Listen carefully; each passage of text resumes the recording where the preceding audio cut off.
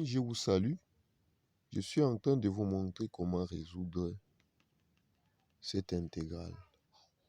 En appliquant toujours notre principe là de Sylow-Altrexcoï. Si qui signifie une fonction cyclométrique, lo logarithmique, al algébrique, tr ça signifie trigonométrique et x exponentielle, co-constante, i hyperbolique. La première expression dans ceci va représenter u. Par exemple, j'ai 2x plus 3 qui est une fonction algébrique et l'autre exposant moins 2x est une fonction qui est exponentielle. Algébrique est avant la fonction exponentielle dans cette expression. Donc, je vais déjà avantager que u sera égal à la fonction algébrique comme vous venez de le voir là.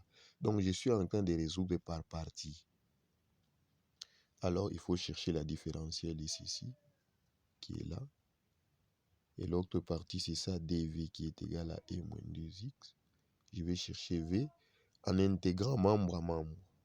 Lorsque je place le signe d'intégration ici, vous voyez, je vais trouver v. J'intègre l'autre en posant simplement moins 2x égale t. Et là, je vais trouver la différentielle de moins 2x. Et la différentielle de t, ça va me donner moins 2x de t.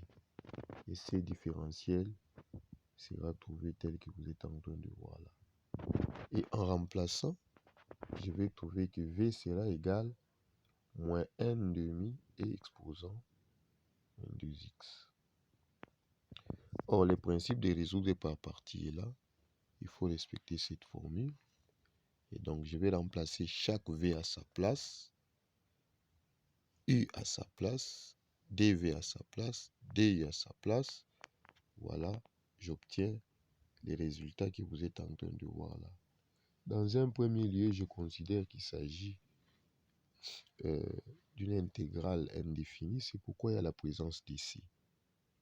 Maintenant, cette fois-ci, je vais remplacer les bornes. Il s'agit des bornes, nous allons de 0 à ln2. Je vais remplacer ces bornes. Mais il y a une chose, je vais attirer votre attention. Selon des propriétés logarithmiques et exponentielles, x sera égal à e exposant ln dx. Et donc, si j'ai e exposant ln de 2 exposant moins 2, ceci va me donner 2 exposant moins 2 qui est égal à 1 sur 2 exposant 2 égal à 1 quart quand je ramène l'autre au dénominateur. C'est ce que je vais appliquer ici. Donc, toute cette expression qui est là, va me donner 1 quart sur base de ces principes. Et en évoluant, après avoir remplacé, voilà les résultats que je vais obtenir. Là, je ramène les deux en appliquant la propriété logarithmique pour trouver ln de 4 plus 4. Mais si je n'enlève, je ne ramène pas, je vais juste simplifier. Je vais faire la mise en évidence pour simplifier les deux avec ce qui est là. Je vais facilement trouver la réponse que vous voyez. Voilà, c'était une façon simple de vous expliquer comment résoudre cette intégrale. Et on peut toutefois développer la réponse en fonction des réponses proposées sur les items. Voilà vraiment la prochaine.